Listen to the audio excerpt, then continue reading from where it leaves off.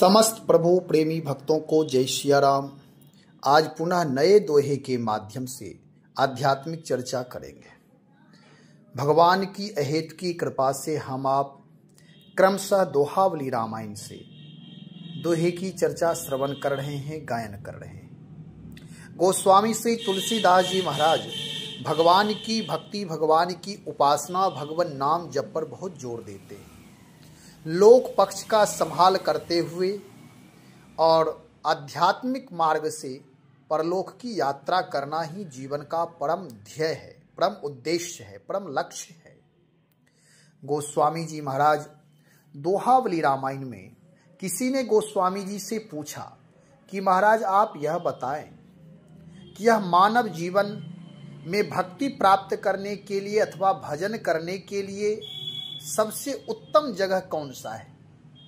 घर, ग्राम, मोहल्ले, परिवार अथवा सैकड़ों किलोमीटर दूर भाग करके कोई तीर्थ स्थल अथवा उससे भी दूर भाग करके हिमालय की उच्च चोटी अथवा जंगल? आप ही उपाय बताएं कि भजन कहाँ बन सकता है सही ढंग से, अध्यात्म मार्ग कहाँ प्रशस्त हो सकता है, आत्मचिंतन करने के लिए सबसे उत्कृष्ट जगह कौन सी है? गोस्वामी श्री तुलसीदास जी महाराज बहुत ही अपने निज अनुभव से सुंदर ढंग से समझा रहे हैं। निजी अनुभव उनका जो है, कहते हैं देखो, यथा लाभ संतोष सुख रघुबर चरण सनेह, तुलसी जो मन खूंद सम कानन बसहु की गेह। यथा लाभ संतोष सुख रघुवर चरण सनेह, तुलसी जो मन खूंद सम कानन बसहु की गेह।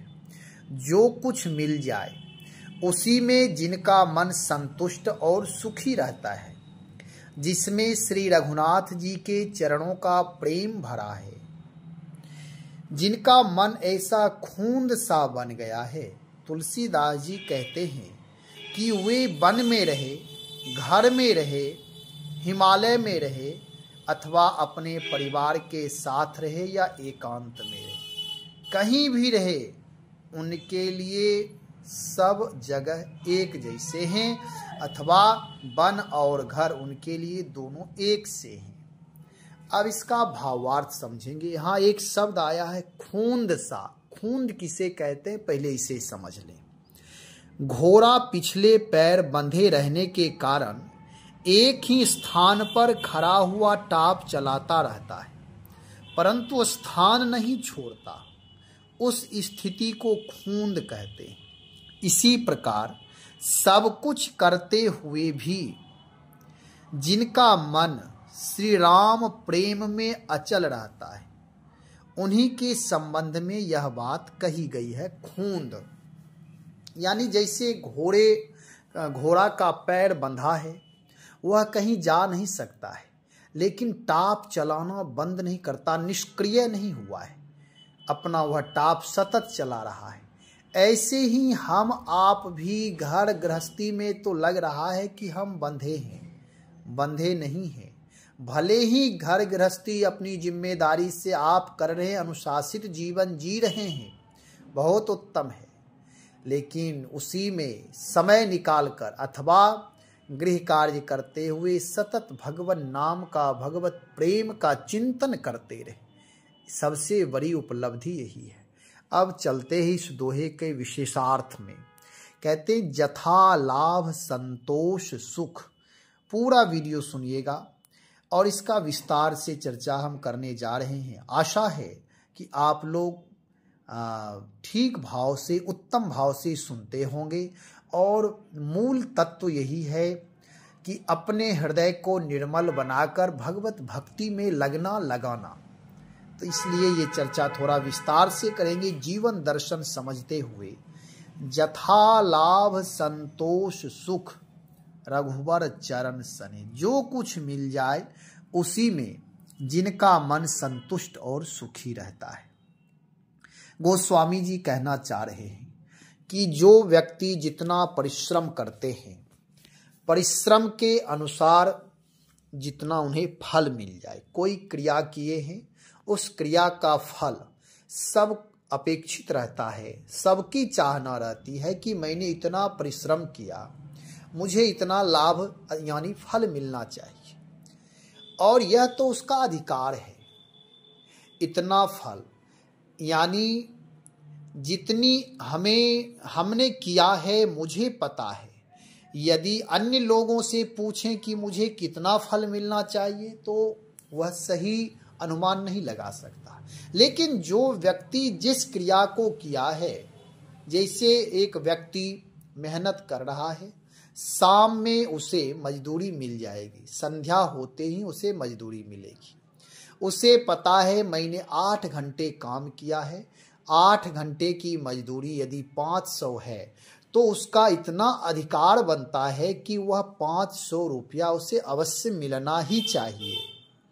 यह लालच नहीं है, यथार्थ है, वास्तविक है, यह सत्य है। यह धर्म के अनुसार जो वह क्रिया किया है, धर्म के अनुसार उसकी चाहना है। यह धर्म विरुद्ध चाहना नहीं है, यह बंधन नहीं है, अनाधिकार चेष्टा नहीं है। वह पुरुषार्थ किया है, मेहनत किया है। इसलिए यदि सबके लिए 500 रुपया मजदूरी है, मेहनताना है, तो उसे मिलना चाहिए। यदि वह अधिकार करे कि मैं 500 का काम किया यानी 8 घंटा काम किया, मुझे 1000 मिलना चाहिए, तो अनाधिकार चेष्टा हो जाएगा, यह अनाधिकार चेष्टा होगा। ऐसे ही यहाँ करें, जो कुछ मिल जाए उसी में जिनका मन संतुष्ट, जो कुछ मिल जाए। कोई 8 घंटा मेहनत किया, 100 मिल जाए तो क्या वह संतुष्ट रहेगा? नहीं रहेगा। जैसा आपने मजदूरी किया है वैसा यथार्थ आपको मिल जाए, और जब मिल जाए सही जो मेहनताना है वह मिल जाए, उसके बाद कह रहे हैं संतुष्ट रहे, मन संतुष्ट रहे कि मैंने मेहनत किया, मुझे मेहनताना मिल गया, मजदूरी मिल गई, अब मैं तृप्त हूं। और यदि अनाधिकार चेष्टा हो जाए कि मैं इतना मेहनत किया, मुझे 1000 मिलना चाहिए, न इतना लेंगे ही, अथवा चोरी कर लें किसी ना किसी तरह मुझे, तब वह व्यक्ति दुखी हो जाएगा।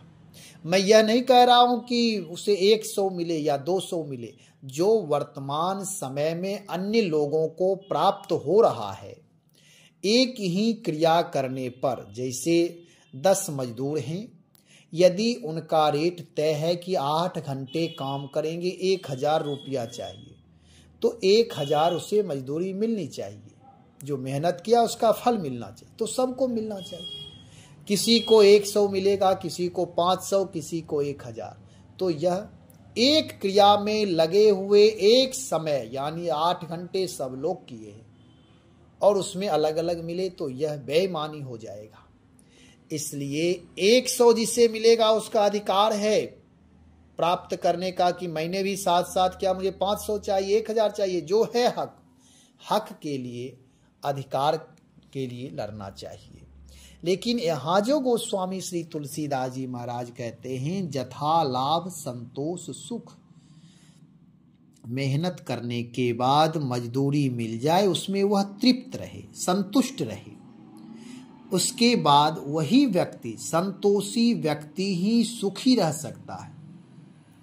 जो अतृप्त है, असंतुष्ट है, वह कभी सुखी नहीं रह सकता, उसे आनंद की प्राप्ति नहीं होगी, वह दुखी रहेगा। मेहनत भी करेगा, पैसे भी आएंगे, मजदूरी भी मिल गई, फिर भी वह दुखी रहेगा, क्योंकि संतोष नहीं है। संतोष का मतलब है कि मेहनत करने के बाद, पुरुषार्थ करने के बाद जो मुझे प्राप्त हुआ उसमें संतुष्ट रहें, तब आप सुखी रह सकते, हम सुखी रह सकते, व्यक्ति सुखी रह सकता है। यदि मजदूरी कम किया, मांग अधिक है, तो यह बेईमानी है, अनाधिकार चेष्टा, वह व्यक्ति हमेशा दुखी रहेगा, अतृप्त रहेगा, असंतुष्ट रहेगा। गोस्वामी जी कह रहे, रघुवर चरण स्नेह, क्या इतना से काम बन जाएगा? यदि संतोष प्राप्त हो जाए लाभ प्राप्त हो जाए। कहते नहीं नहीं, इतने से काम नहीं चलेगा। रघुवर चरण स्नेह, भगवान के प्रति सुखी होने के बाद भी भगवान के प्रति स्नेह नहीं है, परमात्मा के प्रति कृतज्ञ भाव नहीं है, तो वह व्यक्ति सुखी नहीं रहेगा।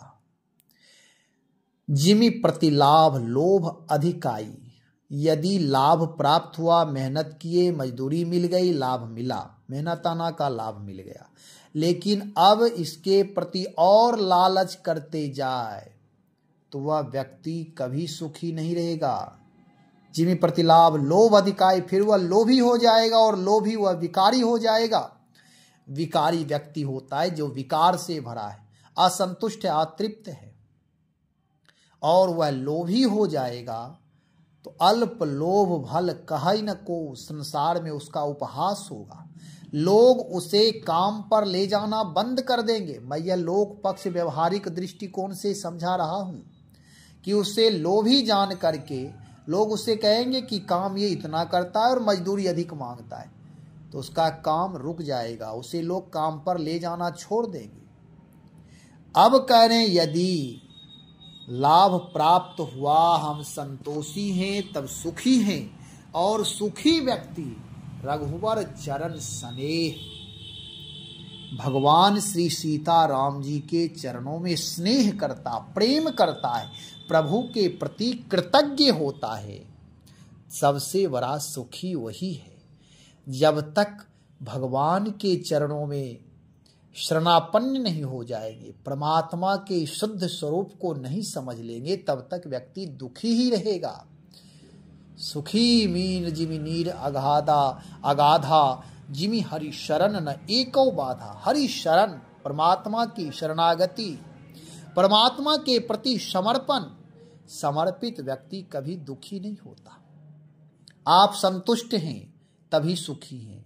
आपको लाभ प्राप्त हुआ, जितना यथार्थ लाभ, धर्म पूर्वक लाभ प्राप्त हुआ, तब आप संतुष्ट हैं। संतुष्ट व्यक्ति सुखी होगा, और सुखी व्यक्ति, यदि आप सुखी हैं और तब भगवान के चरणों में प्रेम कर रहे हैं, प्रीति कर रहे हैं, तब आप आह्लाद से भर जाएंगे। गोस्वामी श्री तुलसीदास जी महाराज कहते हैं, दुखी व्यक्ति भगवान का भजन प्रेम नहीं कर सकता, उसके लिए पहले सुखी होना पड़ेगा, और सुखी वही व्यक्ति हो सकता है जो संतोषी है, जो मेहनत भी करता, पुरुषार्थ करता, परिश्रम करता, और जो मिला उतने में वह तृप्त है, संतुष्ट है, वह व्यक्ति सुखी माना जाता है।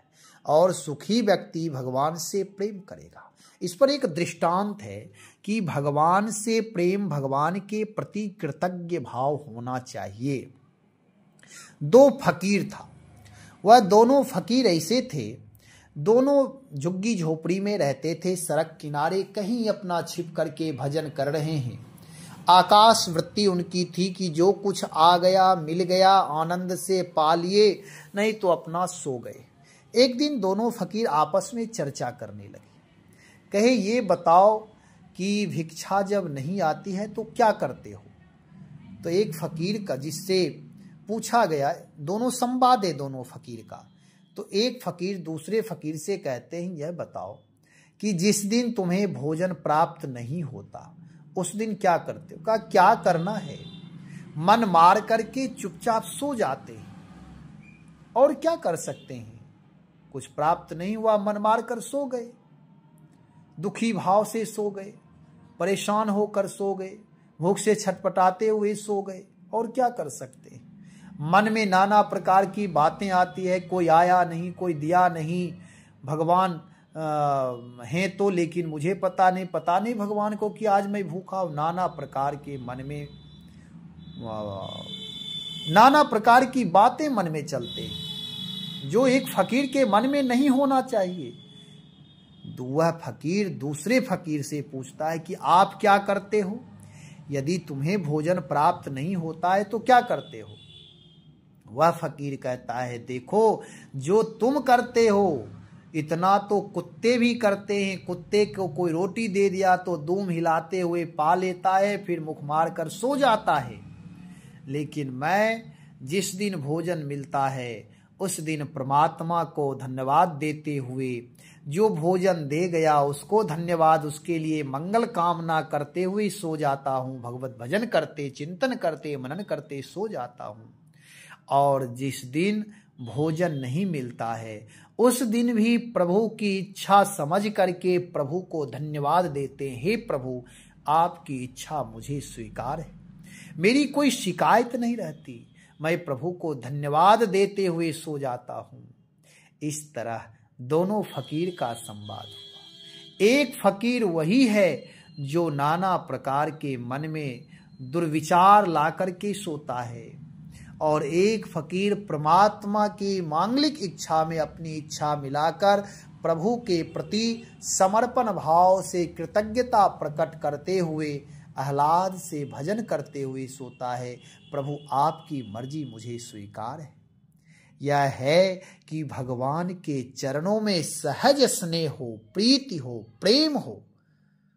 इन फकीरों का यह धर्म है। ऐसे हमारे आपके जीवन में एक वह भी है जो कुत्ते की तरह सो रहा है, पड़ा हुआ है, दो कौड़ा कोई फेंक दिया, रोटी फेंक दिया तो खा लिया, सो गया।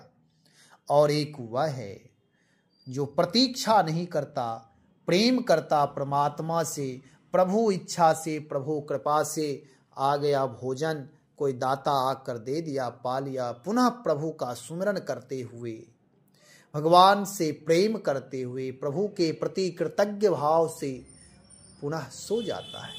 तो दोनों में अंतर है तो दोनों भिक्षुक, दोनों फकीर ही है, लेकिन मनोभाव दोनों का अलग अलग। ऐसे ही कार्य कि आप पहले सुखी होइए, संतुष्ट होइए लाभ प्राप्त करके, उसके बाद प्रभु के चरण में स्नेह करिए। जीवन में प्रभु के प्रति स्नेह, भगवान के चरणों में प्रीति ही जीवन का परम लक्ष्य, परम धर्म है। तुलसी जो मन खून सम कानन बसहु की गेह। यदि हमारा मन प्रभु के चरण से रत है, प्रभु के चरणों में एकाग्र है, यदि सतत हम प्रभु के प्रेम में, प्रभु का प्रेम, प्रभु का विरह, प्रभु का स्मरण, यदि सुमिरन चल रहा है, तो चाहे घर में बसे या वन में बसे कोई फर्क नहीं पड़ता।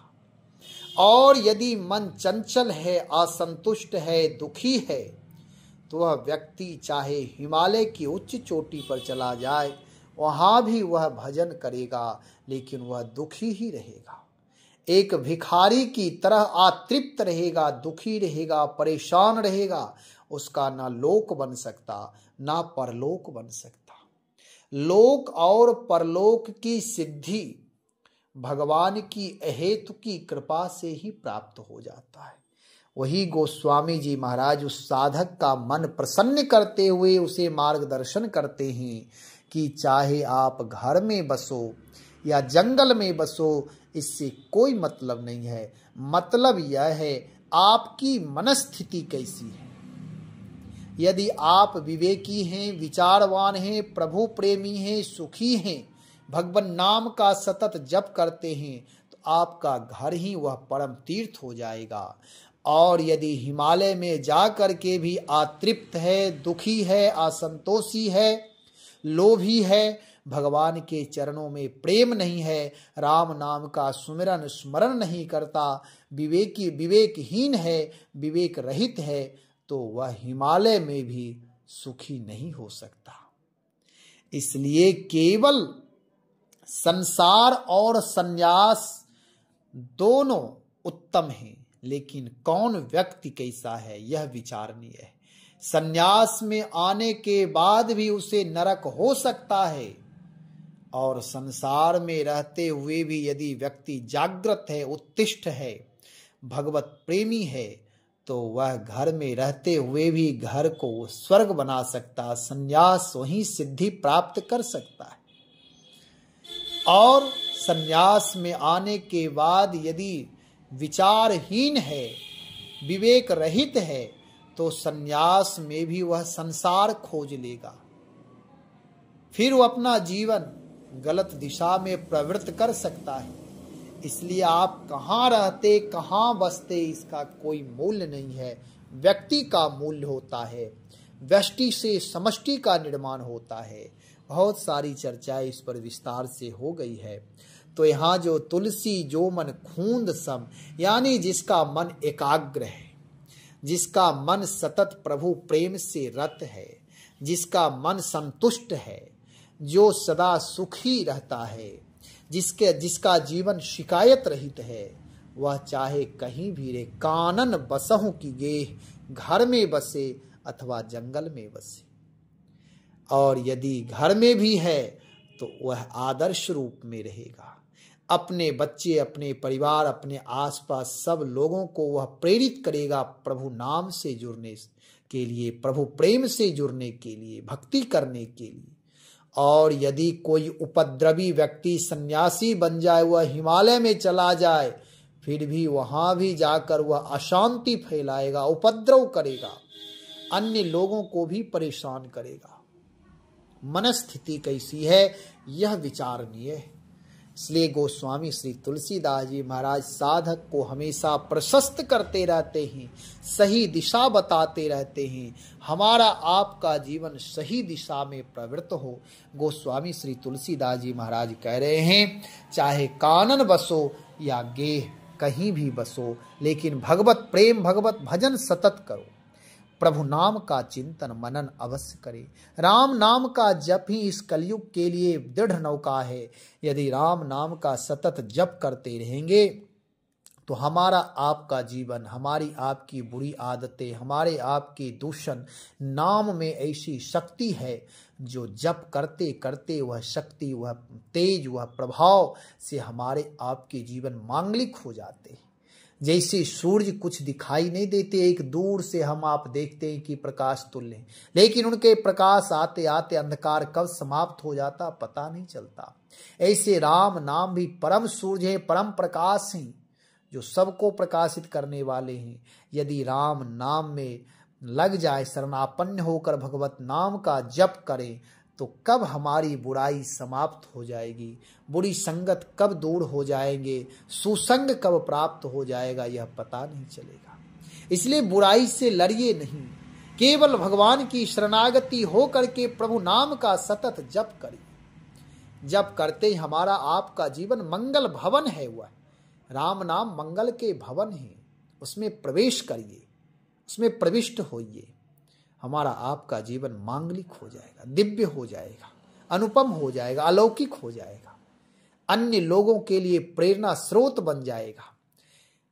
तो हम आप भगवान नाम का चिंतन मनन करें, अन्य लोगों को भी राम नाम से जोड़े, राम नाम जप कराए, राम नाम संकीर्तन कराए, राम रामायण से जुड़े, सेवा सुमिरन से जुड़े, पुरुषार्थ प्रार्थना से जुड़े, जीवन दिव्य हो जाएगी। बहुत सारी बातें हैं। अपने जीवन को हमेशा, मैं इसलिए हमेशा जोर देता हूं कि व्यक्ति अपना निर्माण करे। भगवान की भक्ति भी भिखारी नहीं कर सकता है, आह्लाद से, आनंद से तृप्त महापुरुष ही कर सकते हैं। इसलिए वंदे महापुरुषते चरणारविंदम कहा गया है। जो राम नाम जपते हैं वही सज्जन, वही साधु, वही संत हैं, और जो परम विवेकी हैं। राम नाम के द्वारा जो ज्ञान प्राप्त होता है वो अलौकिक ज्ञान है, भगवत प्राप्त ज्ञान है। तो भगवान नाम का जप सतत करते रहें। श्री राम जय राम, श्री राम जय जय राम।